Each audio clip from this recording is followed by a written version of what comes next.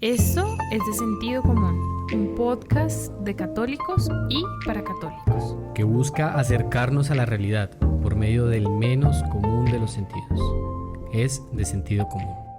Bueno, hoy como todos los jueves nos damos cita para hablar de sentido común, de cómo desarrollamos ese sentido común en la vida diaria, de cómo hacemos los católicos para volver a razonar y a tener como ese criterio en medio de este mundo que nos dice que todo está bien, que nos ha desdibujado la idea de caridad, que nos ha desdibujado todos los ideales cristianos, nos ha dicho lo que está mal está bien, lo que está bien está mal. Entonces estamos confundidos, no sabemos cómo actuar, cómo tener ese criterio.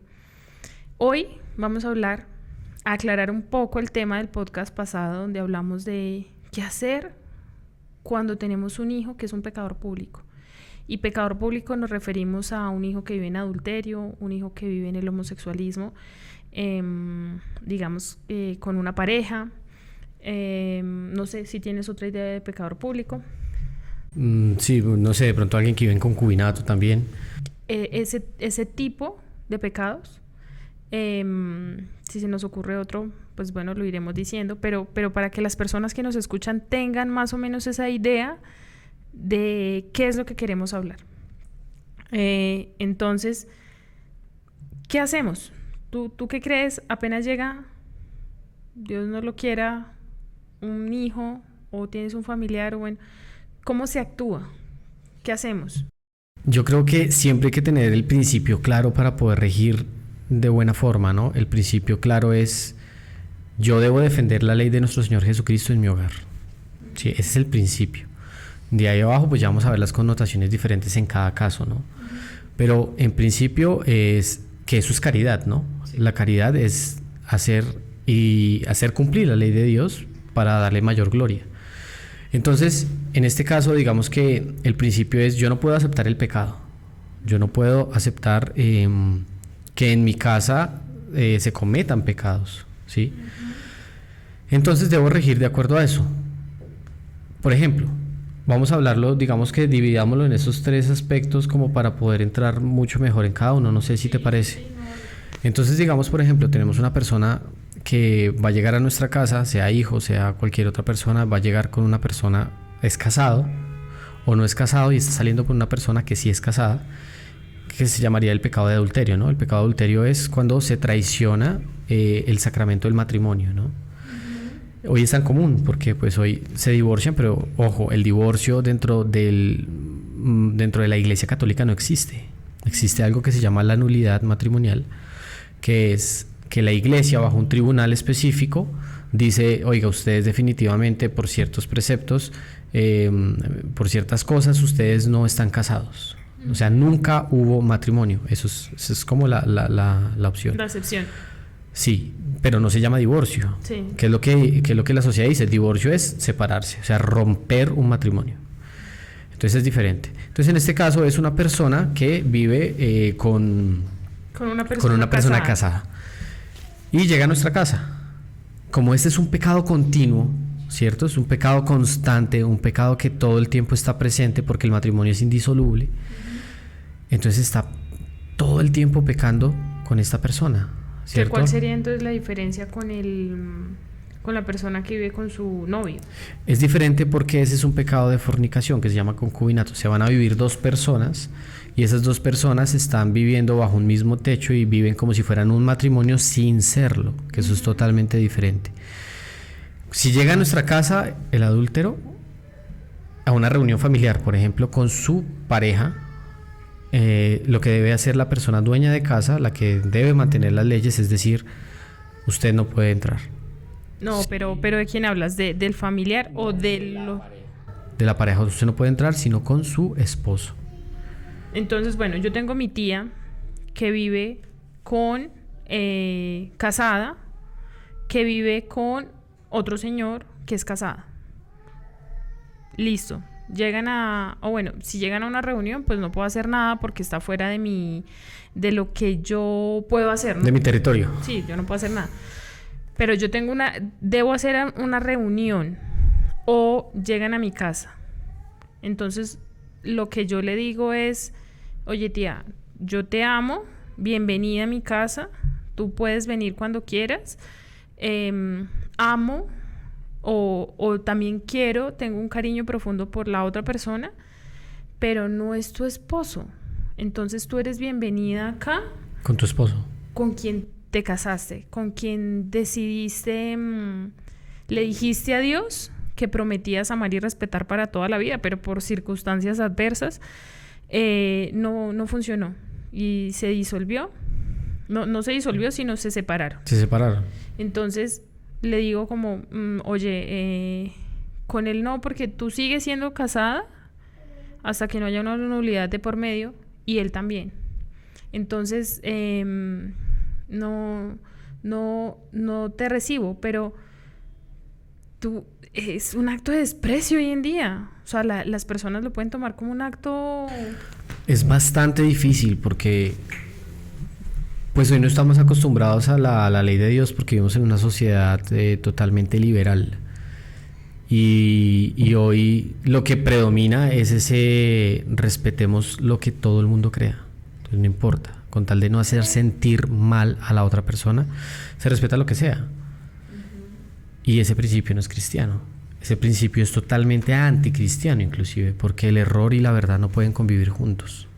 Entonces siempre debe hacer brillar la verdad y eso es lo que debe hacer todo católico.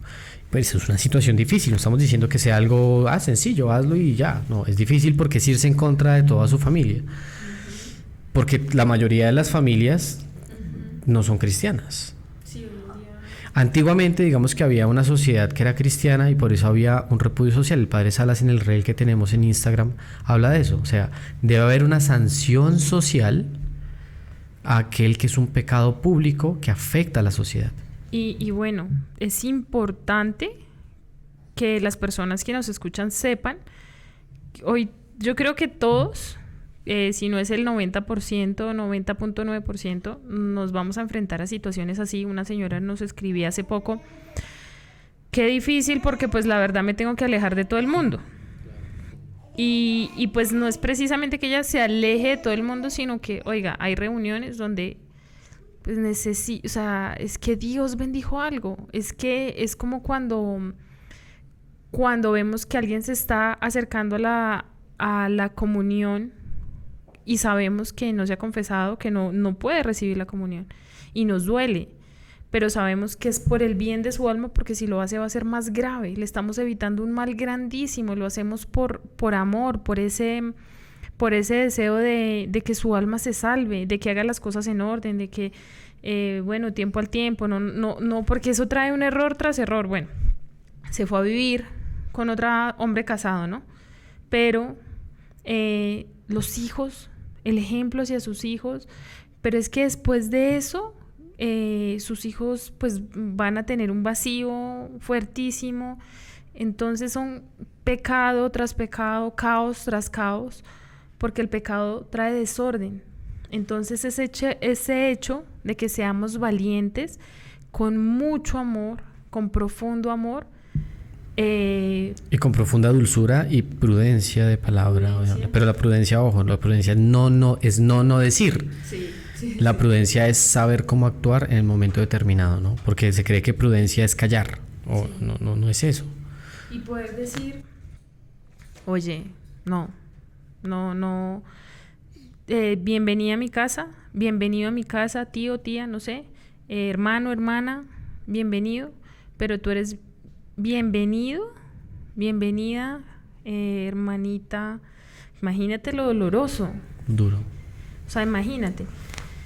Y decirle bienvenida, pero con tu esposo. Uh-huh. O ven sola. O ven sola a mi casa, visita a mis papás, a tus sobrinos. Ven, estás en la reunión, estás en lo que vamos a hacer, pero tú sola. Pero, porque pues bueno, tú debes comprender lo grande que hiciste y que eso no fue un contrato civil como cualquier cosa, sino fue ante Dios, y lo que estás irrespetando es la ley de Dios. Es la dignidad del sacramento, claro. Y el caso, digamos, de vive el hijo, la hija, y llega con su novio, su novia. O sea, hija llega con una persona del mismo sexo, novio. ¿qué hacemos? Ahí también se aplica el principio, ¿no? No va a recibir, porque acá es peor. O sea, digamos que los pecados tienen grados, ¿no? Y acá es peor porque dice las Sagradas Escrituras que uno de los pecados que clama al cielo es la sodomía, ¿no? El homosexualismo. Y el recibir, tan solo así sea que no se muestren afecto públicamente, así esté presente, está ya casi haciéndole partícipe, dándole una aprobación de que lo que hace está bien. Y no está bien. Sí sabe, evidentemente, porque pues debe saber, ¿no? Abiertamente. Entonces, si sabe, es no recibirlo, o sea, pues ni se le ocurra. Eso para mí va contrario a la ley de Dios, contrario a la ley de la iglesia, y en mi casa se respeta la ley de Dios y la iglesia, y eso que tú haces está mal. Ahora, lo debo es decirle, tratarlo mal y sacarlo, no. En estos casos, porque el homosexualismo es la mayoría de los pecados, pero especialmente el homosexualismo es una carencia afectiva desde la familia, es una disfuncionalidad familiar que se refleja en estas enfermedades, digámoslo así, o en estas disforias. Y el problema de todo esto es que cuando no se ve de esta forma, pues lo que sucede es que se piensa que es natural, que es normal, y no es algo normal y no es algo natural. Y es que hoy en día se le ha hecho creer a los papás, pues que esto, digamos, que hay tanta desinformación, tanta desorientación que los papás pueden llegar a pensar, he escuchado que dicen Dios lo hizo así. Y claro, es entendible este dolor porque la mayoría de personas tienen este dolor, este vacío desde pequeños, ¿sí? Por abusos, por ausencias, lo que tú decías. Y es importante que los papás sepan que es el momento de rodear a su hijo con mucho afecto, de amarlo, de aceptarlo.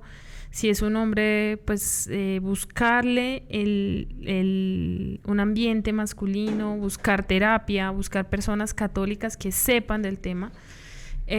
Igualmente si es una mujer, rodearla de esa ausencia femenina que tiene, y bueno, investigar mucho sobre el tema, que hay mucho material hoy en día, gracias a Dios, y rodearlo, pero no permitir, no hacerle creer que eso está bien, ¿sí? A veces creemos. Hace poquito conversaba con un joven que me decía, salí del closet, y desde que salí del closet me siento orgulloso, hago parte del orgullo. Yo le decía, ¿orgullo de qué? Es que ese es el tema cuando se ideologiza un sentimiento. Tú no tienes que sentirte orgulloso de que sientes un gusto por un hombre. Eso es lo que ha querido la lobby, hacerte sentir orgulloso de algo, porque para ti es algo doloroso, toda la vida fue doloroso. Estás orgulloso de haber contado y nunca debiste ocultarlo. Siempre debiste contarlo a tus papás primeramente para decir, me pasa esto, necesito ayuda. ¿Sí? No es algo que se tenga que ocultar, es algo que porque duele a esa persona. Es algo que se debe hablar, claro. Le duele profundamente, y es algo que tenemos que entender cuando veamos una persona que tiene esta atracción hacia una persona del mismo sexo. Debemos rezar por ella. Cuando veamos a alguien en la calle, recemos por esa persona. Hagamos penitencia, ofrezcamos misas, saquemos nuestro espíritu católico, y además de eso, necesita amor. Eso no quiere decir que es la aceptación.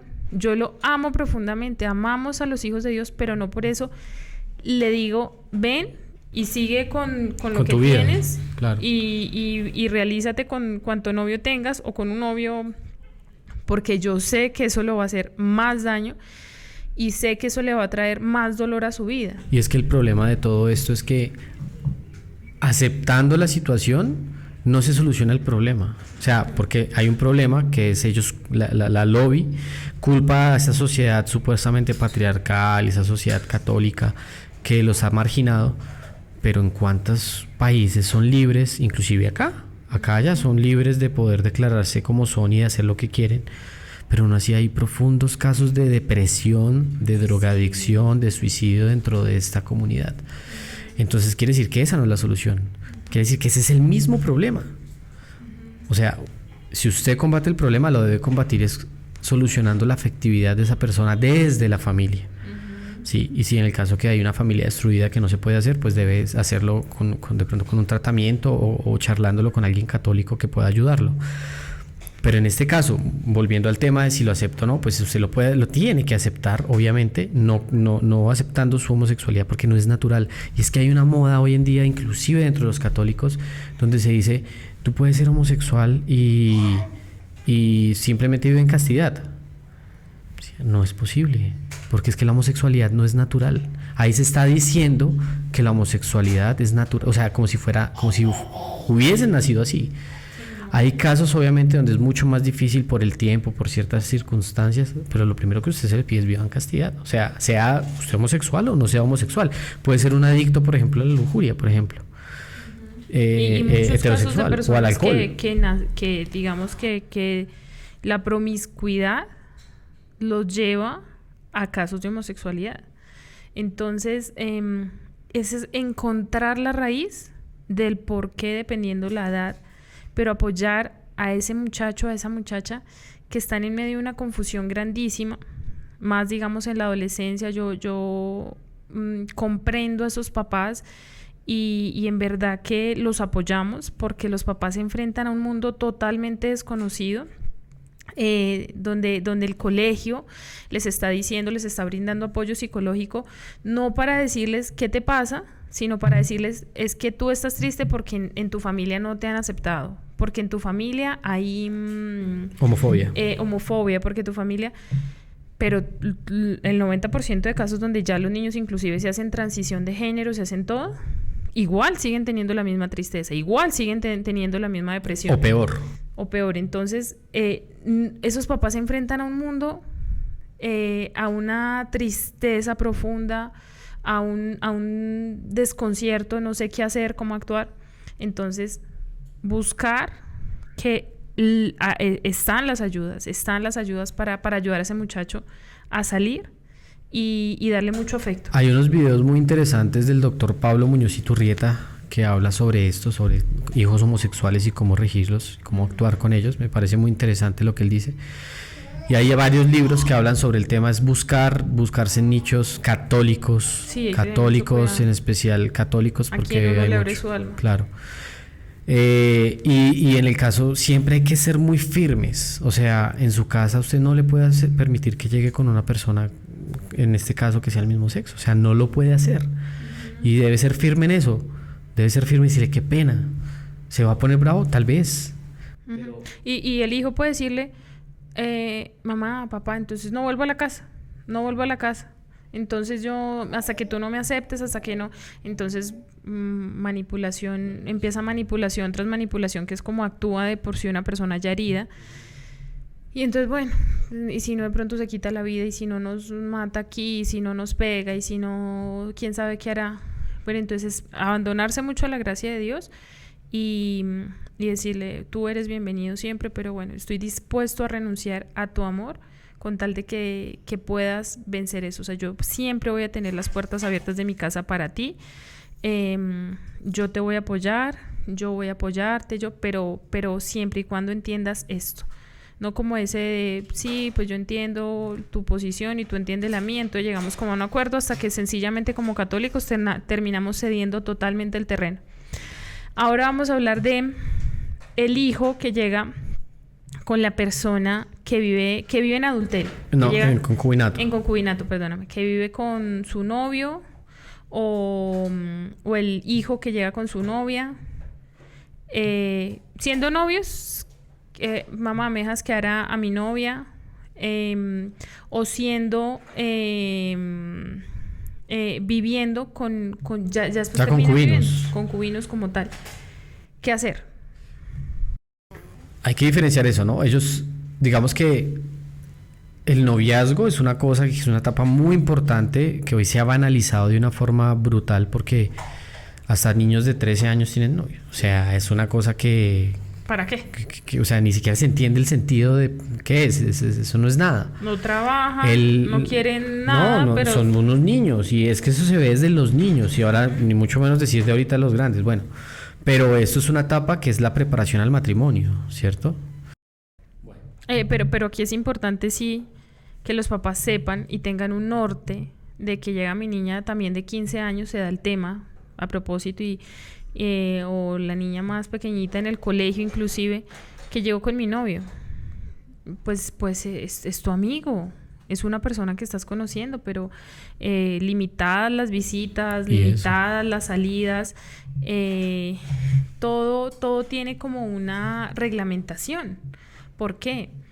Porque los papás ya no le pueden decir, es mi novio. Bueno, pero es que tú te quieres casar. La primera pregunta que el papá le debe hacer es que si tú ya estás preparada porque ya trabajas, ya tienes ya sabes que tener un hogar es cocinar, es tener hijos, es atender a tu esposo, tú estás preparada para lo que es un hogar, porque el noviazgo es esa preparación, conocer a una persona que es con la que yo voy a tener con la que me voy a casar.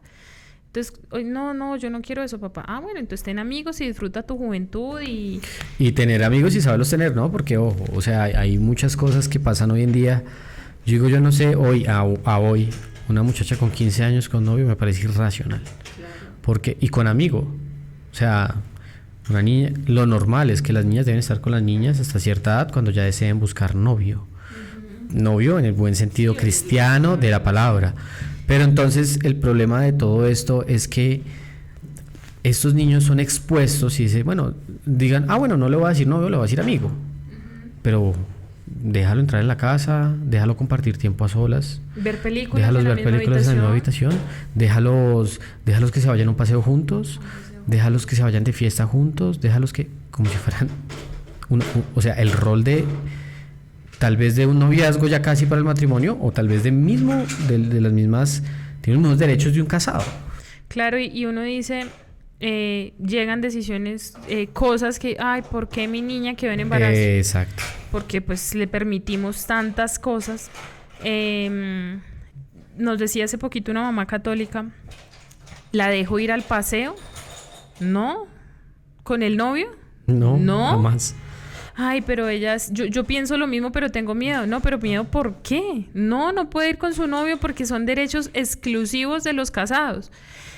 Pero es que ya la juventud debe crecer, entre más le prohíbas, lo va a hacer a escondidas. No, hay que ganarse la confianza, sí, de los hijos, debe haber una confianza, pero la confianza no implica permisividad, ¿sí? Entonces, bueno, retomamos. Digamos, ese es el caso de los novios que no viven juntos, viven separados y todo eso. Pero ahora ya vamos a ver un hijo, que el hijo o hija vive con esta persona bajo un mismo techo. O sea, se fueron a vivir como si fueran casados sin el sacramento, que eso se llama concubinato. En ese caso no es un pecado continuo como el adulterio, pero es un pecado que si llega, que se consuma en el hecho en el acto de la fornicación. En los actos íntimos. En los actos íntimos, que se llama fornicación. Entonces, si llegan a la casa, ¿se puede recibir a esta persona? Sí, claro, se puede recibir, pero no considerándolo como un miembro de la familia. Porque solo se concibe o se considera miembro de la familia cuando existe el sacramento en medio. Por ejemplo, un esposo, un recién casado, ya hace parte del miembro de una familia y el otro de la otra. En este caso no. Por lo tanto, se debe tratar como un amigo. Muy bien. ¿Cómo tratarías a un amigo? Normal. Porque pues con respeto. Hoy en día es... Claro, con respeto, claro, sí. Bueno, nos vamos a ir a dormir. ¿Se van los dos juntos? Qué pena. ¿Ustedes no están casados? Tengo una cama para usted y una cama para usted. Pero si tienen un hijo en común... No importa. Porque si usted los deja dormir en la misma cama, está auspiciando, está siendo colaborador de pronto de que esa noche haya un pecado de fornicación. De esta forma se puede entonces entender que no es posible que se queden juntos en la misma cama. ¿Por qué? Porque las personas que están viviendo bajo un mismo techo no son casadas y puede llevar ese pequeño momento que están en la casa a cometer un pecado y usted podría ser colaborador de ese pecado. Entonces está colaborando activamente en el pecado o en hacer caer a otra persona. Claro, y digamos, ejemplo, los papás. Reunión familiar. Entonces, invitadísimo el concubino de mi hija. invitadísima la concubina de mi hija a todas las reuniones familiares. Entonces decimos, no, ¿cómo trataríamos a un novio? ¿Cómo trataríamos al novio? Normalmente, ¿cómo se trata?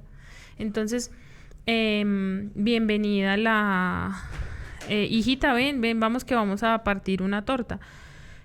Pero no en toda reunión, pues está porque no es el esposo. No va a todos los paseos de la familia. No va a todas porque no es parte de la familia. Inclusive, aquí hay algo muy importante que debemos tener claro, y es que las personas que no están casadas no se consideran familia, ¿sí? Es bien importante este tema. Y es bien álgido, porque es que, a ver, hoy muchos escuchamos esto y nos echamos para atrás y decimos, qué difícil, eso no es caridad, eso no, un católico debe actuar bajo el amor. Un católico debe actuar siempre con caridad, que es respetando a todos y no haciendo sentir mal a nadie. No hay nada más equivocado que eso. Mire, yo me acuerdo cuando vi la vida del Padre Pío, decía que el Padre Pío había bofeteado una vez a un señor que había hablado mal de un obispo. Y le dijo, ¿cómo te atreves a hablar mal de un príncipe de la iglesia? Creo que le había dicho. Y uno diría, qué falta de caridad tan profunda, ¿sí? Pues nos remontamos a nuestro Señor Jesucristo. Le decía, nuestro Señor Jesucristo con los niños era muy dulce, con los pecadores aún más. Con María Magdalena era dulce. Pero también reprendió a los fariseos y les dijo, raza de víboras. O sea, sí, todo eso era caridad porque era nuestro Señor Jesucristo. Entonces, de esta forma, uno debe entender que la caridad es una virtud teologal que lo que hace es que uno deba llevar al otro a Dios. Y tan importante en este momento saber que estamos en un medio donde todo está tergiversado, ¿no? La caridad es una cosa, el pecado es otra, o sea, vivimos confundidos, no sabemos cómo actuar y podemos decir, pero es que esa es una actitud, ¿usted qué se cree? O sea, es que usted no peca, usted no es un pecador, ¿usted por qué trata a la gente así? O sea, ¿usted por qué no lo recibe? Eso va a generar el choque inmediatamente. Y nadie se va a acercar de esa forma. Y usted, si Dios es amor, si Dios es caridad, ¿usted por qué trata a la gente?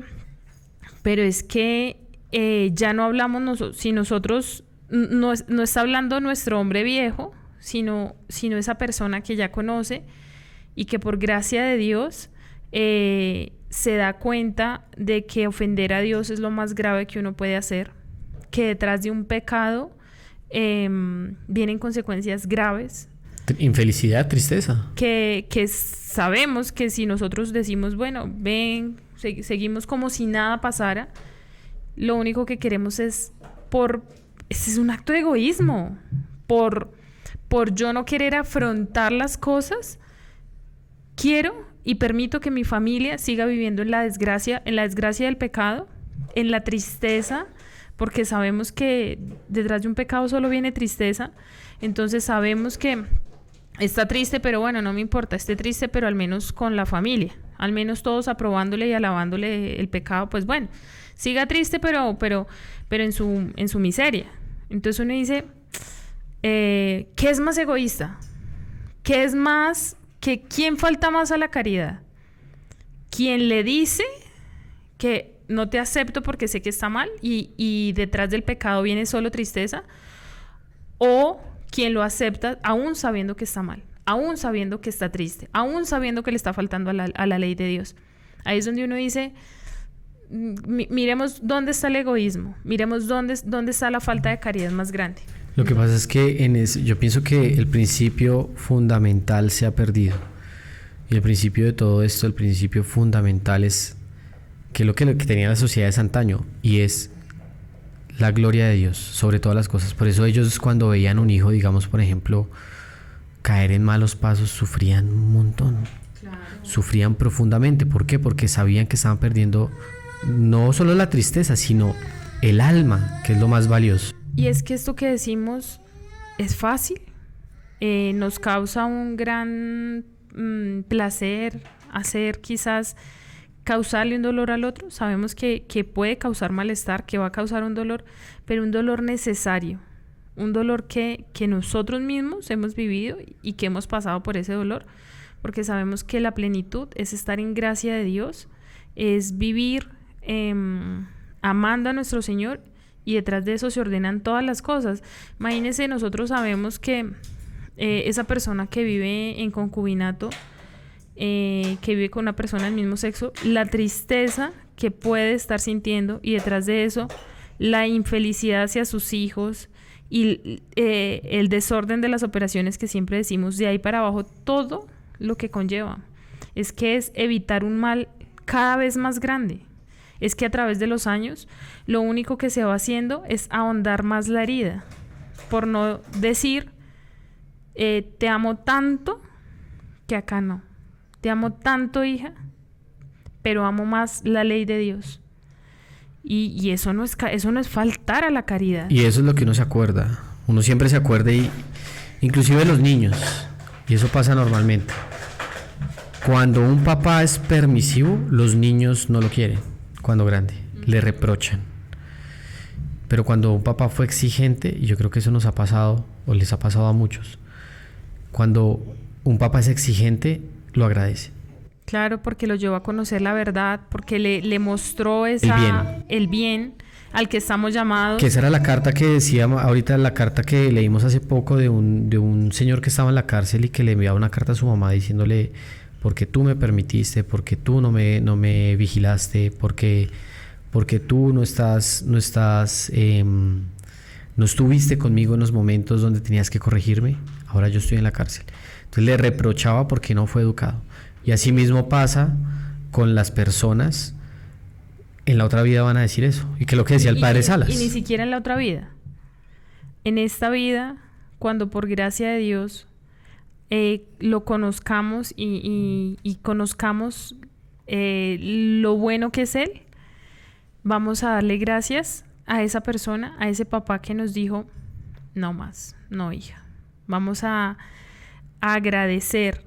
No hay momento más especial que uno recordar a sus papás con ese amor por el sacrificio que hicieron, porque ya luego uno comprende con la luz y la gracia de Dios que lo que hicieron fue heroico, que lo que hicieron fue un acto de amor y que es algo digno de agradecer. Y ya cuando uno ve la dimensión espiritual y ve todas las gracias que traen, es solo agradecimiento para esos papás. Por eso invitamos a ustedes, no sé, quizás no tienen hijos en esta situación, pero tienen sobrinos, pero tienen nietos, pero tienen hermanos, y los animamos a vivir con heroísmo lo que Cristo ha dicho. Los animamos a vivir esa fe que va a traer conversión, porque eso es un sacrificio grande el que se hace. El decir que no, hoy en día es una cosa heroica. Entonces, ánimo, somos cristeros, somos hijos de Cristo, y antaño se derramó sangre por Cristo. Vemos la vida de los mártires, de los santos, y decimos: qué lindo, qué heroico, yo quiero ser santo. Pero hoy nuestro martirio, nuestra lucha no es dando la sangre, sino es haciendo estos actos de negación a nosotros mismos, estos actos de heroísmo, de hablar con la verdad, de decir la verdad ya es un acto heroico. Irónicamente, es un acto heroico. Entonces, muchísimo ánimo a afrontar estas situaciones. Y yo quiero que terminemos con esto y recordando la historia de San Juan Bautista. San Juan Bautista dio su vida porque Herodes quería casarse con otra que no era su mujer, y San Juan Bautista se negó completamente. O sea, dio su vida por el matrimonio. Y también la historia de Santo Tomás Moro. Santo Tomás Moro no le permitió a Enrique VIII, era su consejero, mano derecha, muy católico. Santo Tomás Moro no le permitió, no le avaló que Enrique VIII se casara con otra que no fuera su esposa. ¿sí? Que se divorciara y se fuera contra su esposa. ¿Y qué dijo? No dijo, no, yo, bueno, pues de pronto le aceptó, yo me quedo callado por caridad. No, él dijo, no. ¿Y qué fue lo que hizo el rey Enrique VIII? Lo mató. Porque era un obstáculo para llegar a conseguir su fin, que era separarse de su esposa y casarse con otra. Y él dio su vida por eso. Pues nosotros estamos llamados, como tú dices, a dar la vida por Cristo en estos pequeños actos para que Cristo reine en nuestros hogares y reine en la sociedad. Bueno, fue un gusto hablar un rato. Por favor, déjenos sus comentarios. Por favor, escríbanos si qué dudas tienen, qué contradicciones se les presentó. Para nosotros es muy enriquecedor. Y bueno, que Cristo un día reine nuevamente en la sociedad. Que viva Cristo Rey. Que viva.